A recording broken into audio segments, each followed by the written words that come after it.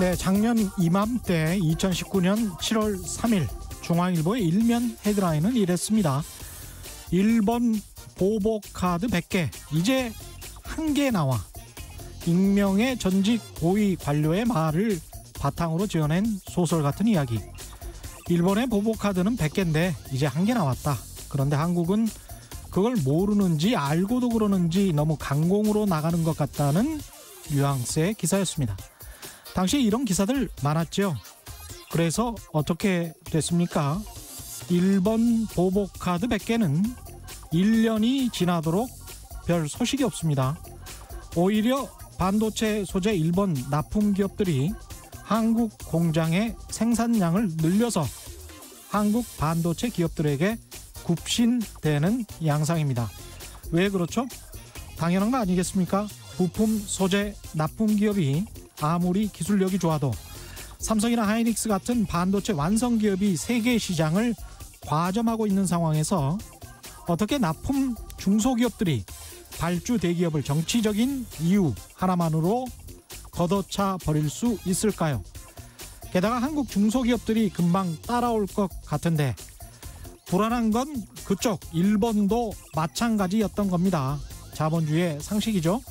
그런 자본주의의 상식이나 냉철한 현실 인식 없이 일본 아베 총리의 무책임한 언행에 겁에 질려서 우리가 먼저 기자, 우리가 먼저 엎드리자고 했던 언론들 1년 지났습니다. 뭐라고 말 좀 해보세요. 네, 안녕하십니까. 세상에 이익이 되는 방송 최경련의 경제쇼 출발합니다. 저는 진실탐사 엔터테이너 최경련입니다. 유튜브 오늘도 함께 갑시다.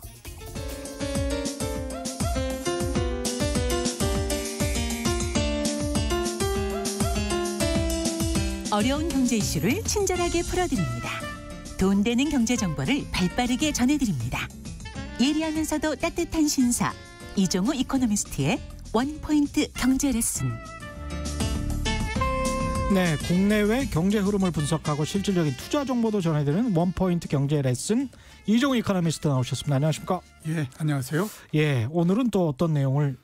예, 오늘은 주 내용이 중앙은행에 대해서 한번 좀 얘기를 해볼까 합니다. 중요하죠. 예. 그 중앙은행을 제가 선정을 한 거는요. 오늘 4시에 그 경제 뉴스를 보더라도 경제 뉴스에서 부동산과 관련한 거를 2개나 전했습니다. 참 부동산 관심 많아요. 예, 그렇죠. 대통령이 부동산에 대해서 가장 큰 민생은 부동산이다라고 얘기하는 거 하나. 그다음에 이제 통합당에서 부동산을 잘 모르고 정책을 핀다라고 하는 거 하나. 이렇게 종부세. 2개입니다. 그래서 이게 도대체 부동산 가격이 이렇게 오르는 이유가 어디에 있을까라고 하는 거를 파보고 들어가게 되면 결국 제가 봤을 때는 이제 중앙은행에 기착이 된다. 이런 생각이 듭니다. 그래서 이제 중앙은행들이 앞으로 어느 정도 정책을 더 내놓을 가능성이 있는지, 그다음에 또 이런 중앙은행들의 포지션은 왜 나오게 됐는지, 그리고 앞으로 어떻게 변할지 하는 것들을 한번 볼 필요가 있지 않을까라는 생각이 들어서. 큰 그림에서 보면은 국토교통부가 아니고 중앙은행을 봐야 된다. 예, 그렇죠. 자, 이제 부동산서부터 한번 잠깐 우리가 짚어보게 되면 부동산 가격이 굉장히 많이 오르니까 이유를 두 가지로 되게 많이 얘기하지 않습니까? 그렇죠. 하나는 이제 공급이 부족하다. 그렇죠. 두 번째는 저금리다. 이런 얘기를 하거든요. 근데 이 수요와 공급이라고 하는 거는 정해진 게 아닙니다. 이거는 가격에 따라서 언제든지 바뀌는 거거든요. 그렇죠. 그러니까 지금은 가격이 올라가기 때문에 공급이 적고 수요가 굉장히 많아서 공급 부족인 것 같이 이렇게 생각이 되지만 가격이 떨어지게 되면 또 반대 현상이 나오거든요. 그래서 우리가 예를 들어서 한번 보면 2010년도서부터 2013년도까지 그때 이제 서울 지역의 부동산 가격이 안 좋았지 않습니까? 10년부터 13년까지 아주 안 좋았죠. 그때의 KB에서 산정하는 기준으로 따지면 강남 3구가 마이너스 9.3%니까 맞습니다. 9.3% 정도 하락을 했고요. 실거래 가격으로는 거의 한 30% 정도 하락을 했습니다. 5억, 6억씩 떨어진 것도 굉장히 많아요. 그렇죠. 그때의 가장 큰 곤란을 겪었던 데가 어디냐면 강남 지역에서 재건축을 하는 단지들이 가장 큰 곤란을 겪었죠. 예. 왜냐하면 어떤 단지든지 한다고 하더라도 이게 그 조합뿐만으로 되는 건 아니거든요. 예. 그중에 일정 부분이 또 새로 이렇게 들어오는 사람들을 조합원 외에 또 모아야 되잖아요. 그렇습니다. 근데 그 분양이 안 됐었습니다. 분양이 안 돼서. 일반 분양이 안 됐었죠. 예, 일반 분양이 계속 미달이 나니까요. 굉장히 힘들었거든요. 그래서 결국에는. 생각해보니까 그 반포의 그 대표적인 아파트도 미분양이었네요. 예, 그렇죠. 두 단지 전부 다. 두 단지 모두 다. 지금 가장 대표주라고 하는 그 반포의 두 단지. 예. 한 단지가 한 3,000세대, 한 단지가 한 5,000세대 됩니다. 예. 그렇죠. 예? 어느 단지인지는 제가 말씀 안 드리지만 짐작을 하실 것 같은데요. 예. 그 정도 되면 그쪽 부근에 사는 사람들은 짐작을 하실 건데 제 기억에 분명히 두 단지 다 미분양이었어요. 예, 그렇죠. 예. 그 단지만 하더라도 워낙 단지가 크니까 예. 자존심 때문에 그렇게 못했지만요. 예. 한 600세대 정도 되는 이 단지 같은 경우에는 예. 계속 미분양이 되니까 어쩔 수가 없잖아요. 그래서 가격을 깎아주든지 아니면 자동차를 끼워주든지 이런 형태로 해서 이 분양분을 밀어냈거든요. 아, 강남 아파트를 분양받으면 자동차도 주던 예, 그렇죠. 시절이 있었습니까? 예, 그런 시절이 그렇게 멀지 않았었습니다. 불과 10년도 안 됐네요. 예, 8, 9년 전 정도에 그랬었거든요. 그러면 따져보면 그때는 절대적인 공급 초과잖아요. 그러면 지금하고 그때하고 따졌을 때에 소득이 많이 늘어나거나 인구가 많이 늘어나거나 이런 부분이 없지 않습니까? 예. 그러니까 결국 보면 지금 그 공급이 부족해서 이렇다라고 하는 거는 예. 실제로 공급이 부족한 것보단 예. 가격이 올랐기 때문에 사람들이 갑자기 수요가 늘어나 버린 형태가 된 거죠. 그렇죠. 예. 불안하니까. 예, 그렇죠. 그래서 여기에다가 맞춰서 공급을 이제 맞춰서 하게 되면 나중에 어떤 일이 벌어지냐면 가격이 좀 진정이 되게 되면요. 온갖 곳에서 또 미분양이 나가지고 난리가 나는 형태가 됩니다. 그렇죠. 그래서 이 부동산 가격이 균형점을 중심으로 해서 굉장히 큰 폭의 이 진동을 하는 형태가 되거든요. 예. 그래서 보면 이 공급이 부족해서 이렇다라고 하는 거는 별로 그렇게 큰 의미가 없고요. 예. 결국 보면 가장 큰 문제가 되는 거는 너무 저금리가 됐기 때문에 돈을 너무 싸게 빌려서 살 수 있으니까 지금 이렇게 된 거거든요. 예. 그래서 이 부동산 가격의 상승이라고 하는 것이 예. 코로나19가 나고 난 다음에 우리나라만의 문제가 아닙니다. 예. 이게 미국 같은 경우에도 보면 3월과 4월 2달 동안에 걸쳐서 그 부동산 가격 집값이 2.1% 정도 상승을 했거든요. 예. 2달 동안 2.1% 상승하는 거면 연율로 따지면 12.6%가 올라가는 겁니다. 예. 작년도에 미국의 부동산 1년 동안 상승률이 얼마냐면 3.9%거든요. 그러니까 그거의 4배 정도가 지금 그 상승을 한 거죠. 예. 우리나라도 지금 상당히 좀 어려운 그런 6월 달서부터 계속되고 있고요. 그렇죠. 이렇게 된 가장 큰 원인이 뭐냐면 다른 어떤 것보다도 금리가 낮아졌기 때문에 그렇습니다. 그리고 그 금리가 낮아진 거에 가장 큰 책임을 가져야 되는 거는 역시 중앙은행들이거든요. 예. 그래서 중앙은행의 역할이 굉장히 컸고 그렇죠. 그게 지금 그 부동산뿐만 아니라 주식시장 전체도 영향을 미치고 있는 상태이기 때문에 맞습니다. 앞으로 여러 가지 자산의 가격이 어떻게 될 것인가 하는 것을 보기 위해서는 중앙은행을 봐야 된다. 이렇게 이제 생각을 할 수가 있죠. 일단은 코로나19 이후에 중앙은행들은 적극적인 통화 정책을 하고 있습니다. 예, 그렇죠. 예. 일단 정책들 내용부터 한번 정리를 해보면 여러 나라들이 중앙은행들이 많은 정책을 내놓기는 했지만 그거를 일일이 다 여기서 거론하게 되면 청취자분들께서 굉장히 지루하시니까요. 미국하고 우리나라만 딱 두 개 선정해서 한번 말씀을 드리면 미국 같은 경우가 기준금리가 1.75%였다가 0.25%가 됐습니다. 그러니까 1.75였다. 0.25%였죠. 예. 그러면 1.5%포인트가 내려간 거죠. 예. 그러니까 거의 한 5년 동안에 걸쳐서 금리를 조금씩 올렸다가 한 달 반 사이에 그냥 모조리 다 올렸던 금리를 모두 다 내리는 형태고요. 그다음에 양적 완화라고 하죠. 그 양적 완화 7천억 달러가 들어가 있는 상태입니다. 예. 우리나라 같은 경우에도 1.5% 금리였다가 지금 0.5% 됐으니까 1%포인트 내렸거든요. 그렇네요. 예. 그리고 국채하고 그다음에 RP 지원을 통해서 5조의 돈을 부어줬습니다. 그래서 두 나라 모두 다 똑같이 금리 내리고 유동성 공급해주고 이런 형태가 됐습니다. 결과를 한번 보게 되면 아까 말씀드렸던 것처럼 부동산 가격이 굉장히 크게 올랐고요. 예. 더 크게 오른 거는 주식 가격 올랐습니다. 그랬죠. 50% 이상 모든 나라들이 상승을 했습니다. 두 나라 다. 예, 두 나라 다. 경기를 올리려고 이런 정책을 했는데 예. 경기는 지금 상당히 양분화되어 있는 형태입니다. 그러니까 그 심리 지표라고 얘기를 하죠. 예. 우리가 이제 그 조사를 해서 경기가 좋아지는 것 같아요, 나빠지는 것 같아요. 이렇게 물어가지고 하는 지수들이 있지 않습니까? 그렇습니다. 예. PMI 지수 뭐 이런 그렇죠. 얘기들 하지 않습니까? 예.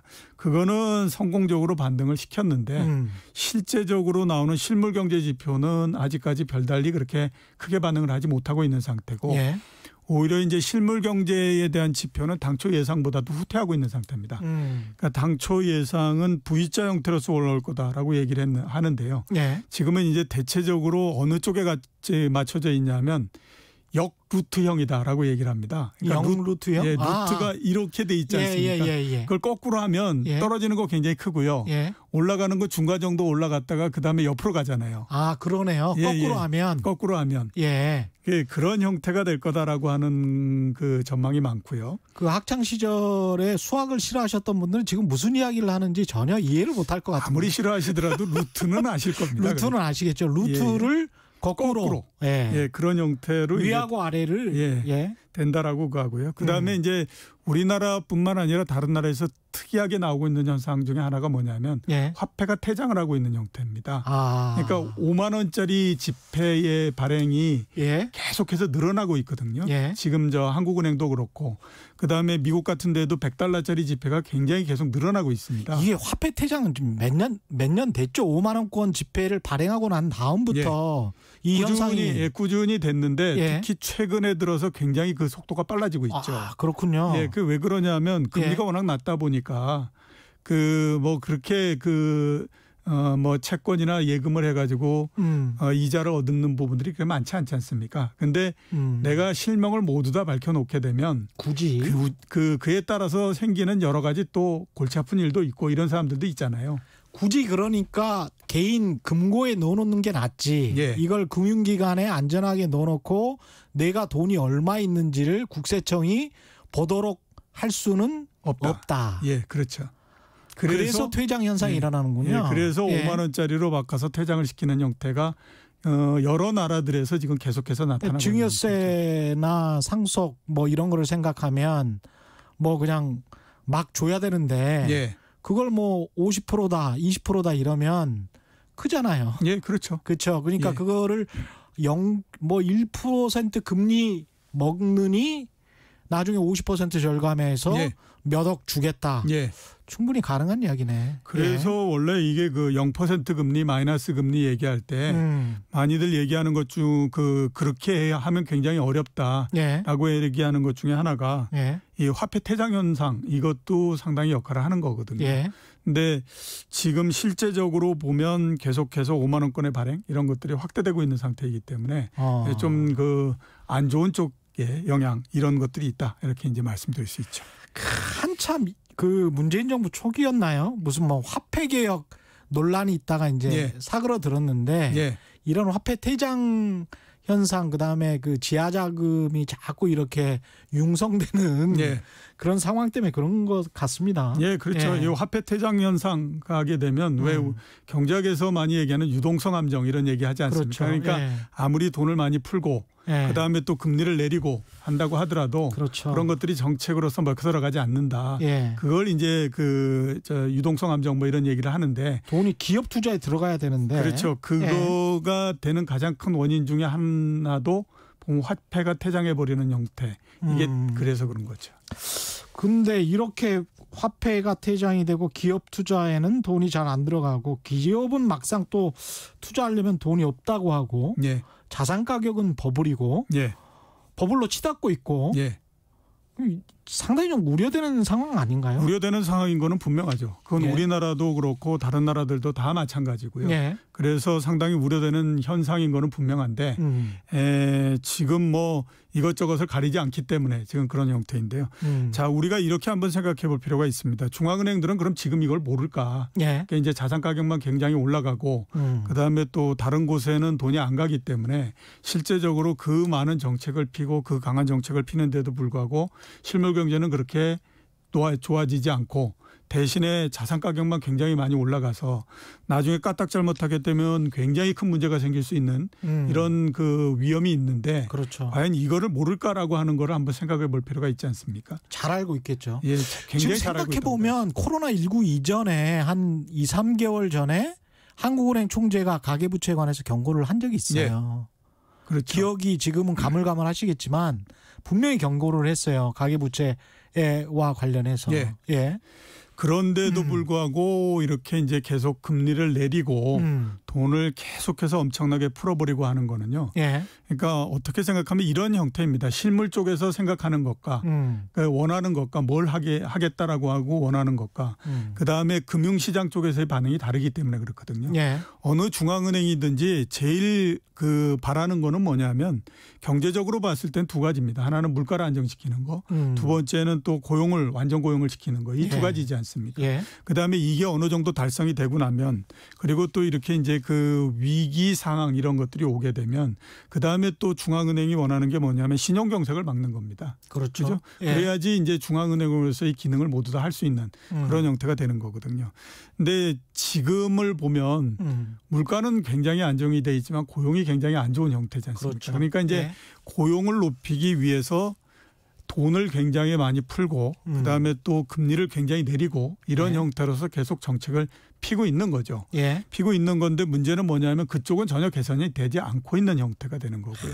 돈이. 대신에 그렇게 예. 돈을 많이 풀다가 보니까 그게 엉뚱한 곳으로서 계속 가고 있는 거죠. 그래서 부동산으로 가서 부동산을 치받아 버리는 형태가 되고 예. 주식시장으로 가서 주가를 끌어올리는 형태가 되고 이렇게 되니까 중앙은행은 양쪽 중에 하나를 선택할 수밖에 없는 형태가 되는 겁니다. 예. 근데 원래의 목적 자체가 그 물가 안정과 완전 고용 이런 쪽에 있기 때문에 금융시장에서 굉장히 큰 난리가 나지 않는 한은 이 완전 고용이 달성돼 있지 않는 형태에서는 계속해서 돈을 공급하고 또 금리를 내리고 이런 형태의 정책을 계속 필 수밖에 없는 거죠. 예. 그리고 지금이 이제 그런 형태로서 되고 있는 겁니다. 그래서 결국 보면 언제쯤 이제 이런 정책이 서로 바뀔 수 있을까라고 따져보면요. 두 가지죠. 하나는 너무 자산의 가격이 높이 올라가서 진짜 중앙은행이 판단했을 때에도 야 이거 진짜 이러다가는 큰일 나겠다.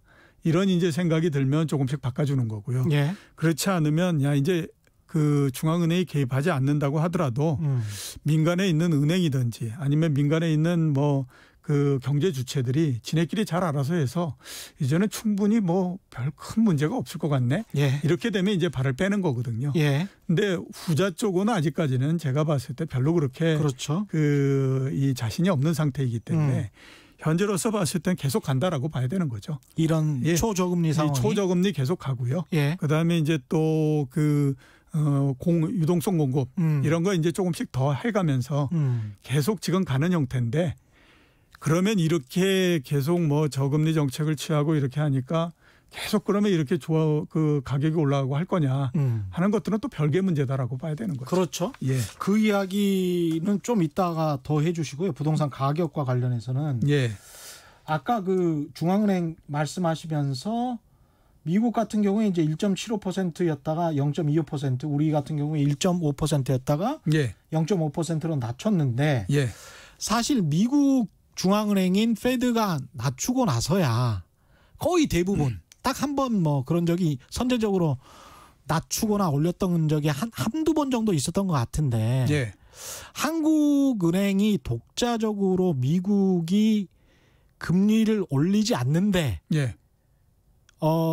이거는 투기 억제를 위해서 금리를 올려야 되겠어. 경기가 이렇게 안 좋은 상황인데도 불구하고 예. 이렇게 판단할 수 이렇게 할 수 있을까요? 판단은 할 수 있는데 액션은 하기가 굉장히 어렵죠. 그렇죠. 행동하기가 힘들죠. 판단이야 뭐 어렵지 않지 않습니까? 뭐 그래서 부동산 가격이 이렇게 굉장히 많이 오르고 그러면 지금도 아마 제가 봤을 때 한국은행에서는 역시 금리를 내리는 게 아니었어. 그렇죠. 이런 생각을 할 걸로 제가 보입니다. 그런 매파들이 분명히 있을 거예요. 그렇죠. 어차피 뭐 1.5%에서 0.5%를 만든다고 한들 그때의 금리를 내릴 때도 똑같이 아마 그 생각을 했을 텐데 그렇게 한다고 해서 경기가 살아나겠어? 뭐 고용이 크게 증가 안 해. 왜냐하면 이미 금리는 그 정책에 영향을 줄 수 있는 포인트 밑으로 내려와 있기 때문에 낮아질 만큼 낮아졌고 거기에서 더 이상 뭐 내린다고 한들 뭐 그게 실물 경제에 그렇게 크게 영향을 주거나 그러기 어려워라고 하는 걸 알기 때문에요. 그 지금도 마찬가지로 그런 생각을 할 텐데 그러면 올리면 되지 않냐라고 하지만 이게 문제가 뭐냐면 올렸을 때에 그 경기가 그렇게 빨리 살아나거나 이르기 어렵지 않습니까? 그러면 부작용이 그 다음서부터 내내 계속해서 한국은행이 시달려야 되는 거거든요. 그러니까 왜 경제가 굉장히 나쁜 데에 금리를 올려가지고 이러느냐 뭐 이렇게 되면요. 이거 진짜로 피곤하기 때문에 자영업 중소기업 다 죽는다 이제 그렇죠. 이 이야기 나오겠죠. 그러면 이게 그 정부와 함께 책임을 반분해 버려야 되는 형태가 되지 않습니까? 그러니까 한국은행 입장에서는 이 판단이라고 하는 건 굉장히 쉬운데 액션을 취하기는 굉장히 어렵죠. 그런데 그 액션을 취하는데 도와주는 건 누구냐면 연준이 올리면 봐라. 이렇게 하니까 이게 이제 미국도 금리 올리고 이러지 않느냐. 이제는 금리를 계속해서 낮춘 상태에서 갖고 가는 것 자체가 이게 뭐 그렇게 도움이 안 되니 우리도 올리면 돼라고 하면 올릴 수 있습니다. 그렇죠. 그런데 우리가 독자적으로 먼저 그걸 한다는 건 한국은행이 먼저 그 십자가를 짊어져야 되기 때문에 그건 하기가 굉장히 어렵다라고 봐요. 세계적인 분위기가 그렇게 조성이 되면 우리도 그렇게 갈 수 있는데 그러면 그렇게 가기 전까지 이 초저금리 상황에서 우리는 어떻게든 자체적으로 좀 그 허리띠를 졸라매고 금융적으로 그 대출도 좀 구조조정을 하고 뭔가 좀 살궁리를 해야 되는 거 아닙니까? 막 한정없이 이렇게 대출만 늘리고 그냥 한계 기업들은 계속 지속시키고 이런 것도 언제까지 갈 수 있을지 모르겠습니다, 이게. 원래 이제 그 저금리 뭐 이렇게 하고 할 때에 그 일본을 비롯해서 저금리, 유럽도 그렇고요. 취했던 나라들이 가장 어려워하는 것 중에 하나는 금리를 계속해서 낮췄더니 경기가 좋아질 줄 알았더니 경기가 더 나빠지더라. 왜냐하면 사람들이 그 금리가 낮아지니까 이게 경제 심리가 굉장히 얼어붙을 뿐만 아니라 소비가 이루어지는 것 중에 상당 부분들은 또 그 이자 소득이나 이런 것들을 통해서 소비가 이루어지는 경우도 있거든요. 근데 그게 제로가 돼 버리니까 나오지 거기에서 뭐 소득이 나오거나 이런 부분들이 없지 않습니까? 거기다 또 하나는 뭐냐면 금리가 굉장히 낮고 많은 유동성을 이 공급을 하게 되면 죽어야 되는 기업들도 살아나는 형태가 되는 거죠. 그게 이른바 이제 좀비 기업들이 산다라고 얘기를 하지 않습니까? 그렇게 되면 사회 전체적으로 봤을 때 재원이 안 가야 될 곳으로 가기 때문에 굉장히 문제가 생기는 형태가 되거든요. 지금 우리나라도 그런 형태다라고 봐야 됩니다. 그래서 이거를 자체적으로 이렇게 이제 어느 정도 그 조정을 하고 이렇게 하는 방법이 있으면 굉장히 좋은데 일단 저금리를 할 때는 그게 굉장히 어렵습니다. 왜냐하면 저금리를 한다라고 하는 것 자체 그리고 그 많은 유동성을 공급해 준다라고 하는 것 자체는 그런 것들을 모두 다 그러니까 부작용이 생기는 거를 모두 다 감수하겠다라고 하는 것에서 정책을 피는 거거든요. 그렇기 때문에 당장에는 이제 어렵다라고 봐야 되고요. 경제가 상당히 문제가 그걸로 해서 생기는 경우 그러니까 너무 이 가계 부채가 늘어나거나 그다음에 부실 기업들의 부채가 굉장히 많이 늘어나고 이래서 이거 더 이상 안 되겠다라고 하게 되면 그때는 이제 자체적으로 금리는 그대로 놔두더라도 유동성을 공급을 줄이고 이러는 형태로 해서 조정을 할 가능성은 있는데요. 지금은 그런 거를 하기가 굉장히 어렵다라고 봐야 되죠. 그렇군요. 그 주식시장 같은 경우에는 지금 자산시장의 버블로 가장 큰 혜택을 보고 있는데 어떻습니까? 그 지난번에 이종우 이코노미스트께서 말씀하신 2200선 왔다 갔다 지금 하고 있는데 2200선이 좀 버거 보이기는 합니다. 여전히. 그렇죠. 한 번 뚫었던가요? 한 번 뚫었죠. 저기 예. 한 달 전 정도에 그렇죠. 2230까지 갔다가 다시 내려왔죠. 예, 다시 한 2000포인트 부근까지 내려왔다가 이제 다시 또 트라이를 하고 있는 예, 상태죠. 오늘도 올랐습니다만 2180 정도 되는 것 같고 예. 이게 지금 어떻게 봐야 될까요? 지금 주식 시장은 뭐 그 전 세계적으로 봤을 때 예. 가장 크게 문제가 되고 있는 거는 역시 뭐 모두 다 아시는 것처럼 경제나 기업 실적에 비해서 이게 주가가 지금 이게 제대로 된 거야? 예. 라고 하는 것에 대한 의문. 이게 예. 이제 가장 큰 그 상태지 않습니까? 예. 그리고 이거를 이제 해결해 주지 못하게 되면 역시 이제 주가가 올라가는데도 한계가 있을 수밖에 없다. 이렇게 예. 이제 봐야 되거든요. 예. 우선 보게 되면 주가는 지금 여러 가지 면에서 상당히 버겁다라고 하는 모습들을 많이 보이고 있습니다. 우리나라 같은 경우에 많이 올라가는 주식들이 바이오, 그다음에 뭐 배터리, 그다음에 인터넷 포털 업체, 예. 그다음에 게임 업체 이런 데 많이 올라가고 있고요. 예. 그다음에 미국에서 독보적으로 올라가고 있는 회사는 역시 이제 테슬라입니다. 예, 테슬라 엄청나더라고요. 1200달러 정도 되거든요. 한 주가요. 그게 작년도 하반기 막 들어올 때에 예. 주가가 한 400달러 정도밖에 안 됐었습니다.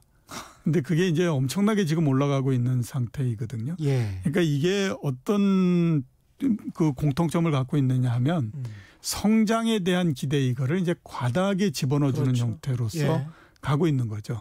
이게 원래 그 성장에 대한 기대를 과다하게 집어넣어준다라고 하는 거는 시장 입장에서 봤을 때는 별로 좋은 거는 아닙니다. 예. 그러니까 이제 그 다른 쓸 수 있는 모든 그 기업 실적이나 이런 것들을 모두 다 쓰고 났더니 더 이상 쓸 건 없고 그러니까 이제 소설을 써가지고 한번 밀어붙여 보자 이러면서 이제 가고 있는 형태라고 봐야 되는 거거든요. 예. 그래서 이제 그런 면에서 봤을 때 별로 이게 그 좋은 형태는 아닌 것 같다. 예. 이런 이제 생각이 들고요. 예. 또 하나는 보게 되면 이제 경제가 어떤 모양이 될 것이냐 하는 건데 앞에서 제가 말씀드렸던 것처럼 원래 모양은 V자 형태가 될 거다라는 거가 이제 가장 그 핵심 그 바람이었죠. 예, 많은 예. 사람들의 얘기였는데 이제는 V자 형태가 될 거다라고 하는 사람들의 숫자는 점점 줄어들고 있습니다. 예. 그 대신에 이제 가장 최상이다라고 얘기하는 사람들이 U자 형태로서 올라올 거다. 그다음에 아주 많은 숫자들이 아까 말씀드렸던 것처럼 0루트형 0루트형 뭐 이런 얘기를 하고 있는 거거든요. 예. 그러면 V자 형태로 올라오는 것과 다른 형태의 경제가 나오는 거는 주식 시장에 미치는 영향이 굉장히 많이 달라집니다. 예. 왜냐하면 지금까지 올라왔던 거는 V자 형태로서 올라올 거다라고 하는 것에 대한 기대를 가지고 올라온 거거든요. 예. 그리고 V자 형태로서 간다고 하더라도 지금 정도가 되게 되면 그 다음서부터의 모양 그 관건은 뭐냐면 그럼 그 다음의 그림은 뭐야? 라는 거가 되는 거거든요. 예. 근데 V자 형태도 못 되고 그 다음에 그림이 나온다라고 하면 이거는 시장에서 투자하는 사람들 입장에서 봤을 때는 경제나 기업 실적 이 부분들에 대한 신념이 훨씬 더 약해지는 형태가 되기 그렇죠. 때문에 예. 조금 어려워질 수가 있습니다. 근데 지금 당장은 보면 예. 워낙 뭐 돈이나 이런 것들을 공급했던 것이 크잖아요. 그러니까 돈이 너무 많이 풀려가지고. 예, 그렇죠. 예. 그러니까 그게 또 확실하게 사람들 눈에 보여서 예. 아, 요게 100이라고 하는 돈이 남아 있구나. 근데 지금 이제 한 80 정도 썼구나. 이런 것들이 보이면 이게 뭐 우리가 어느 정도 가늠을 해볼 수 있지만 돈이 많이 풀렸다는 얘기는 하고 있는데 도대체 얼마만큼 돈이 풀렸는지 그 돈이 도대체 시중에 얼마만큼 돌아다니고 있는 건지 알 수 있는 게 없지 않습니까? 그렇죠. 그러니까 모두 다가 그냥 돈이 많이 풀려서 주가가 올라가고 있어. 이런 얘기들로 이제 할 수 있는 거죠. 그렇죠. 예. 근데 그러면 돈이 진짜로 많이 풀려서 얼마까지 가는데 그건 주가가 올라가서 끝이 돼봐야 알지 이런 얘기가 되는 거거든요. 그렇습니다. 예, 그렇기 때문에 일단 시장에 영향을 굉장히 많이 주고 있는 거고요.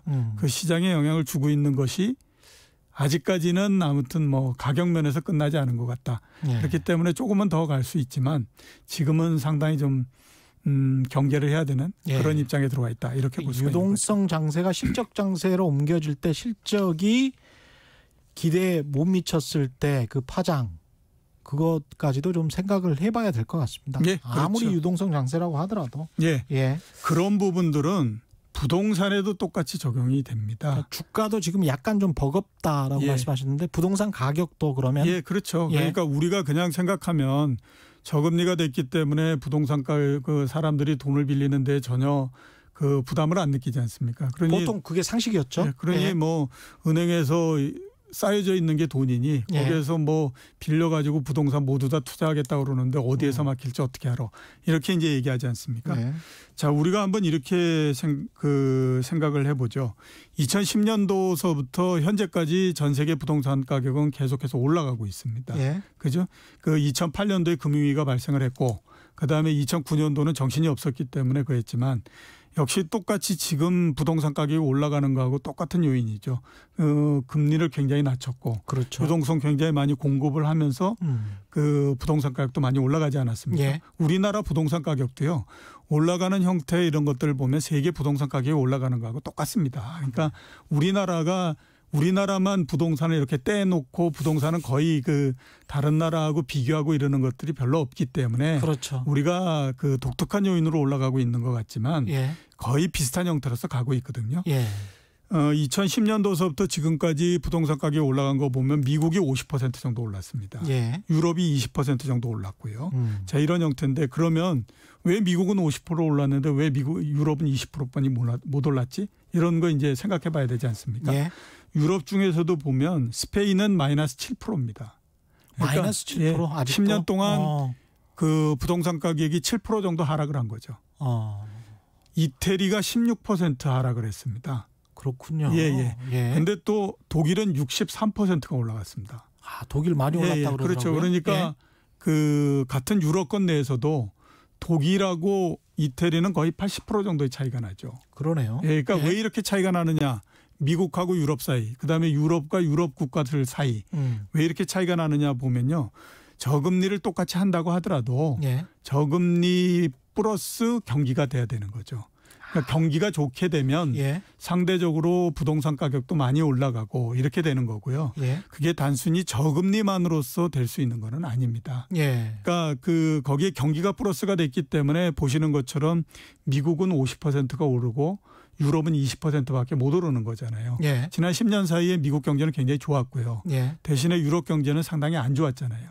그렇게 되다 보니까 유럽이 상대적으로 덜했던 거였고 예. 그다음에 스페인이나 이태리 같은 데는 경기가 안 좋았고 독일이 좋았기 때문에 이렇게 차이가 굉장히 많이 나는 거거든요. 예. 그냥 저금리만 따지게 되면 유럽이 훨씬 더 많이 올라가야 되죠. 왜냐하면 유럽은 지금도 마이너스 금리일 뿐만 아니라 중간에 금리를 올린 적이 없었거든요. 예. 미국 같은 경우에는 0.25%에서 1.78%까지 7.5%까지 올렸잖아요. 그렇습니다. 그러니까 예. 저금리만으로서 되는 건 아닙니다. 이제 지금까지 보면 예. 6월 달서부터 부동산 가격이 오르고 앞으로도 좀 더 오르고 이러는 거는 저금리에 대한 기대로서 계속 가고 있는 겁니다. 근데 이게 어느 정도가 되고 나면 그 다음서부터 경제에 대한 판단을 가지고 이제 그 서로 간의 차이나 이런 것들을 가르는 형태로서 가는 거거든요. 똑같네요, 주식이랑. 예, 그렇죠. 예. 근데 지금 코로나19로 해서 경제가 굉장히 좋아질 거다라고 생각하는 사람들은 그렇게 많지 않습니다. 예. 우리나라도 마찬가지고요. 그렇죠. 그렇게 되니까 이게 올라가다가 어떤 시점이 되게 되면 이게 그 좀 걸리는 형태가 될 수밖에 없는 거죠. 예. 그때는 뭐 저금리가 되고 유동성이 굉장히 많이 풀렸고 이러는 것들이 그렇게 크게 사람들한테 와닿지 않는 형태가 될 가능성이 높거든요. 그래서 이 부분 역시 보게 되면 중앙은행의 역할과 함께 그다음에 경제를 비롯한 펀드멘탈이 어떻게 되느냐 네. 이게 굉장히 중요하다라고 보셔야 됩니다. 그렇군요. 그래서 초반에 2009년, 2010년에 그 반포의 아파트들 미분양된 아파트들 예. 지금은 굉장히 비싸지만 예. 그 아파트들 이야기를 하신 거군요. 예. 황윤희님은 정책이 바로바로 효과를 내기에는 세상이 너무나 복잡하고 불안 심리가 만연해서 각자 도생의 길로 가는 안타까운 현실. 예. 갈수록 팍팍해지지만 이기적인 주장은 피했으면 해요. 주식이 거의 원상복구됐으니 국민연금 손실도 제자리로 회복됐을까요? 이렇게 말씀하셨는데 좀 기다려 봐야 되겠습니다. 국민연금 보고서가 나와봐야지. 보고서가 나와봐야 되는데 일단 뭐 그 제가 봤을 때는 그 코로나19가 나기 전 그 수준으로 돌아오지는 않았을 것 같다라는 생각이 듭니다. 그러니까 왜 그러냐면 차별적으로 주가가 올라갔기 때문에 그렇습니다. 그러니까 그 삼성전자가 오늘 뭐 54,000원, 55,000원 이렇게 되긴 했지만 떨어지기 전에 주가가 63,000원 정도였었거든요. 그렇죠. 그러니까 비중이 큰 주식 같은 경우에는 덜 오르는 형태가 됐고 대신에 이제 뭐 아까 말씀드렸던 바이오니, 배터리니 뭐 그렇죠. 이런 주식들이 굉장히 많이 올라갔잖아요. 예. 그걸 이제 얼마만큼 갖고 있느냐 하는 것에 따라서 그러네요. 조금씩 차이가 나기는 했을 텐데 예.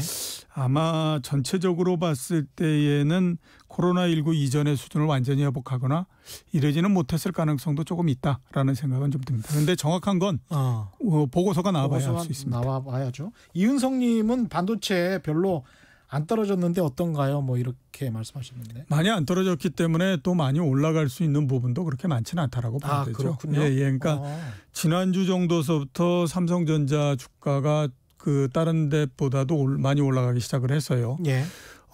거의 뭐 한 그 8, 9% 정도 상승을 했습니다. 예. 오늘도 꽤 많이 올랐고요. 이거는 이제 내일 그 삼성전자가 2분기 실적을 발표하기 때문에 이 어느 순간서부터 갑자기 이제 그 반도체의 실적이 그렇게 나쁘지 않을 거다라고 하는 전망들이 힘을 얻기 시작을 했습니다. 예. 그리고 그러면서부터 올라가기 시작을 했거든요. 그리고 힘을 얻는 계기가 됐던 거는 미국에 있는 반도체 회사 마이크론이 이번 2분기 실적이 나쁘지 않습니다. 맞습니다. 라고 예. 얘기를 했어요. 그러니까 그때에서부터 마이크론도 괜찮으면 삼성전자도 괜찮고 SK 하이닉스도 괜찮은 거 아니야? 예. 이러면서 이제 주가가 올라가기 시작을 했거든요. 예. 그래서 아마 내일 실적이 발표되고 그러면 좋게 나오건 나쁘게 나오건 관계없이 일단 이제 실적이 나왔으니까 그 기대하는 부분들이 조금 줄어들었으니까 예. 단기적으로는 조금 조정을 했다가 예. 그 다음에 아마 시장에 따라서 또 조금씩 올라가고 뭐 이러는 것들이 나올 거라고 그렇게 보입니다. 2354님은 오늘 중국 주식시장 분석도 부탁드립니다. 네. 했는데 중국 주식시장이 요새 아주 좋죠. 예, 굉장히 좋습니다. 예. 오늘 주가가 우리나라 종합주가지수가 2187 해서 예. 대략 한 1.5% 뭐 이런 정도 상승을 한 것 같은데요. 가장 큰 요인이 뭐냐면 중국 주식시장이 올라갔기 때문에 그렇습니다. 오늘 중국 시장이 거의 6% 정도 상승을 했고요. 6%? 예. 상해 지수만 그런 게 아니라 중국 주식시장이 많이 올라가다 보니까 홍콩 시장도 올라가고 대만 시장도 올라가고 이른바 이제 중화권 주식이 모두 다 올라가면서 이렇게 크게 상승을 했습니다. 그 중국 주식시장이 올라가는 가장 큰 요인은 우선 가장 그 중요한 부분들은 주가가 못 올라갔기 때문에 그렇습니다. 그러니까 그 코로나19가 발생을 하고 그 다른 나라들 같은 경우에 미국 같은 경우는 거의 지금 50% 훨씬 넘게 주가가 상승하지 않았습니까? 바닥에서부터 따져서. 근데 이제 중국 주식시장 같은 경우는 바닥이 2,700포인트 조금 넘어서였거든요. 그게 지금 3,000포인트 조금 넘게 되면 한 500포인트 이렇게 되니까 따져보면 한 20%밖에 안 되는 상태입니다. 지금까지 올라갔던 게. 그래서 상대적으로 오른 것이 더 없기 때문에 이제 올라가는 건데요. 또 이게 그동안에 한 일주일 전 정도까지는 그렇게 못 올라갔던 이유도 또 주가가 덜 떨어졌기 때문에 그런 것들도 있습니다. 그러니까 코로나19가 발생을 하고 다른 대부분의 국가들 같은 경우 주가가 굉장히 많이 떨어졌는데 중국은 정부가 들어서 기관 투자자들한테 주식을 사라고 종용을 했습니다. 그래서 그 하락을 2,700 부근에서 막아버렸거든요. 그래서 이제 그 다른 데 올라가는 동안에 못 올라갔다가 그것까지를 다 따져서도 상승률이 훨씬 더 적으니까 최근에 많이 올라가는 형태가 된 거고요. 그다음에 두 번째 경제적으로 봤을 때는 코로나19 제일 먼저 발생을 했잖아요.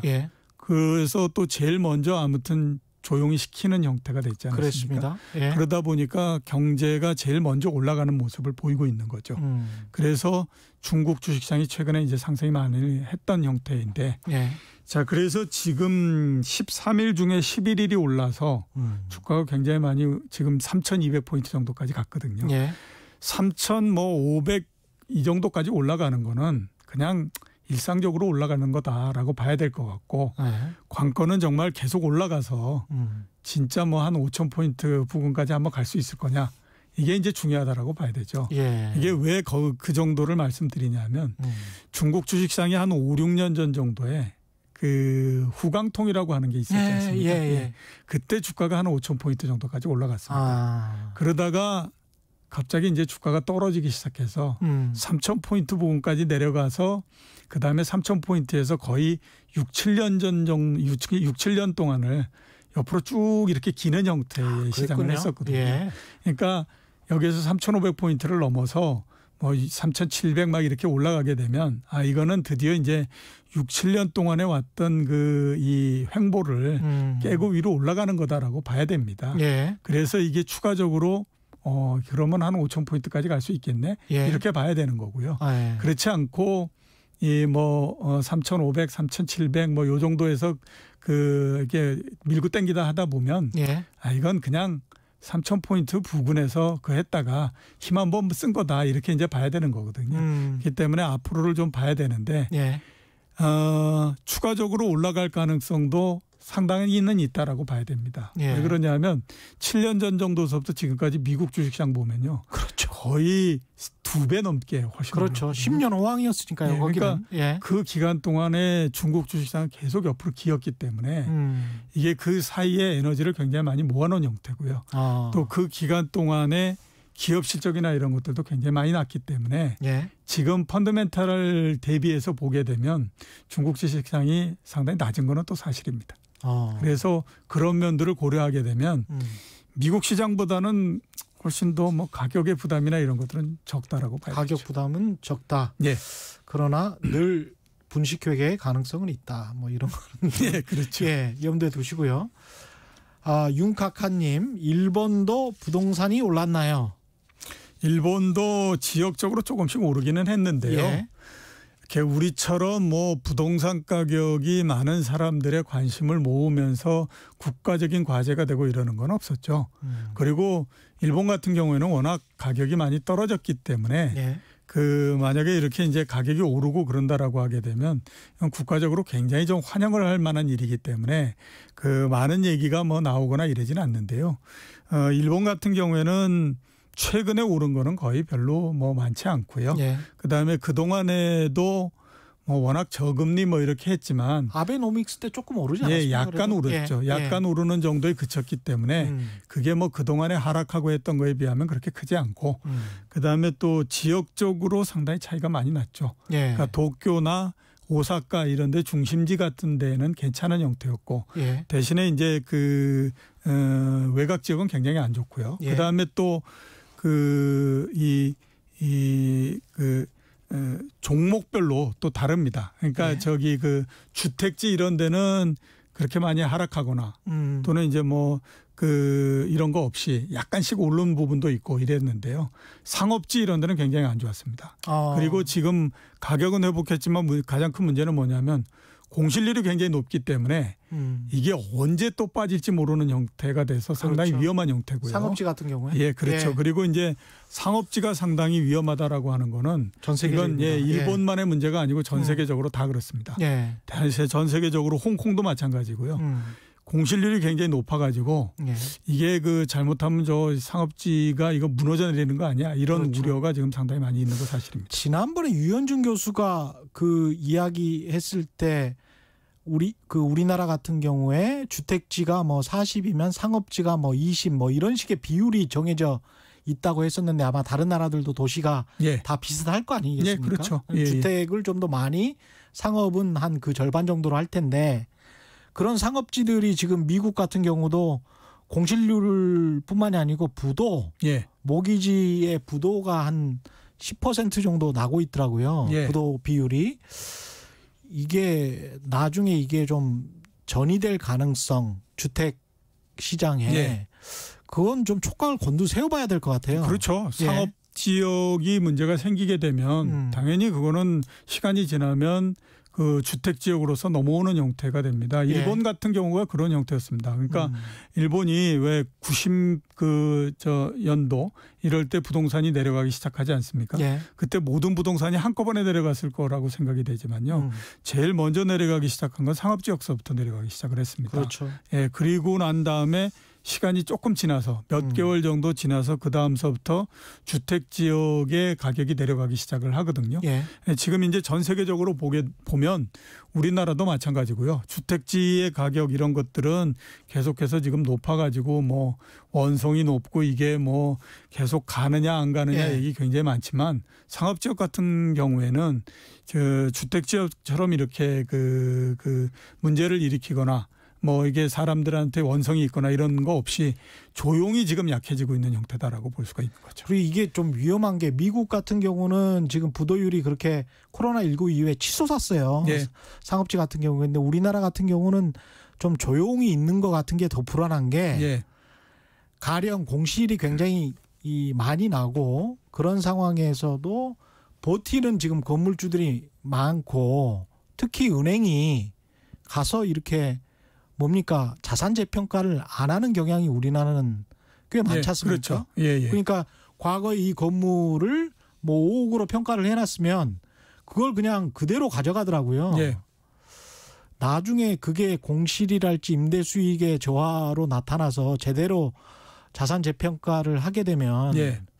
굉장히 큰 데미지인데 그건. 우리나라의 은행들이 예. 중간에 그 건물 가격이 떨어진 것 같아서 재평가를 하고 은행들이 그러는 경우는 제가 봤을 때 별로 그렇게 많지 않고요. 스스로 안 하는 경향성이 있어서. 재평가 해보는 거는 딱 한 경우입니다. 예. 돈 빌려서 건물을 샀는데 예. 이자를 못 내고 그러면 저게 정말로 저 경매를 붙였을 때 건물을 경매에 붙였을 때 과연 우리가 그 빌려준 거를 확보할 수 있을 건가라고 예. 하는 것 때문에 한번 알아보는 거 정도고요. 이자를 잘 내고 있으면 전혀 뭐 그 지역이 문제가 생기건 뭐하건 뭐 별로 그렇게 신경을 안 쓰죠. 그렇죠. 예. 성미카엘 님도 비슷한 말씀인데 상업지역은 조심해야 할 듯 꽤 상권이 형성된 지역인데도 공실이 너무 많아요. 그럴 수밖에 없는 게 따져보시면 그렇지 않습니까? 예. 코로나19로 해서 제일 타격을 받은 데가 어디냐 하면 소기업들입니다. 예. 그리고 저기 그 소기업 특히 또 뭐 음식점 이런 거에서 그런 데가 굉장히 많이 타격을 받았잖아요. 예. 그러면 당연히 그런 데가 임대료나 이런 걸 낼 이 처지가 안 되면 예. 이 임대를 빼고 뭐 이렇게 해야 되는데 예. 임대를 빼고 새로 들어올 사람도 별로 없는 형태가 되고 예. 이렇게 되다 보면 자연적으로 공실률이 높아질 수밖에 없는 형태가 되는 거고요. 그러다 보면 임대료가 안 나오는 형태가 되기 때문에 건물주도 어려워지는 형태가 되는 거거든요. 예. 그러니까 당연히 보면 그 주택지나 이런 데보다는 상업지나 이런 데가 훨씬 더 어려운 형태가 될 수밖에 없다. 이렇게 봐야 되는 거죠. 오늘도 질문이 많이 들어오고 있는데요. 한두 가지만 더 받겠습니다. 김대식 님은 미국 신용등급이 떨어지는 일은 없을까요? 이런 말씀하셨는데. 미국 국가의 국가. 신용등급 말인 거죠. 예. 제가 생각했을 때는 당분간은 없을 거라고 없죠. 봅니다. 왜 없냐 하면 프랑스는 떨어졌었던 기억이 있습니다. 있죠. 예. 근데 미국 같은 경우는 왜 가능성이 없냐면 2011년도에 S&P가 한번 그 AAA였던 그 미국의 그 신용등급을 AA 플러스로 한번 내린 적이 있거든요. 2011년도에. 예, 2011년도에 그때의 주식시장이 난리가 한번 났었습니다. 예. 미국 시장이 거의 뭐 한 10며칠 사이에 거의 한 30% 정도 하락을 하고 난리가 났었거든요. 예. 그래가지고 그때의 신용평가회사들이 워낙 홍역을 치러가지고 이게 그 어지간해서는 좀 건드리면 안 되겠다라는 그렇죠. 그 생각을 갖고 있어가지고요. 예. 아마 특별하게 굉장히 크게 문제 생기거나 이러지 않는 한은 잘 건들지를 않는 형태가 될 걸로 그렇게 생각이 됩니다. 마지막 질문. 에론님은 금리가 낮아졌으니까 적정 주가 기준을 주가 수익 배율 10에서 20 사이에서 우리가 한 10배 조금 넘는 것 같은데요. 지금 20에서 40 정도로 올려야 한다고 봅니다. 뭐 이렇게 말씀하셨는데. 그게 이제 왜 그 금리하고 그 주식시장하고 관계로서 얘기를 하거든요. 그래서 금리가 떨어지게 되면 그 이제 주식시장은 높은 PR을 받을 수 있다. 그렇죠. 이래서 이제 얘기를 하는 거죠. 근데 이제 그게 중에 하나가 그거의 맹점 중에 하나가 뭐냐면 리스크 프리미엄이라고 있지 않습니까? 그렇죠. 주식은 주가가 떨어질 가능성이 있기 때문에 위험을 안는 거기 때문에 그렇죠. 일정하게 어느 정도의 거기에다가 그 위험률을 줘야 되거든요. 그게 미국 같은 경우에 4 내지 5% 정도 됩니다. 그러니까 금리를 0%까지 내린다고 하더라도 주식 시장 입장에서 봤을 때 금리가 5%일 때하고 똑같은 형태가 돼야 되는 거죠.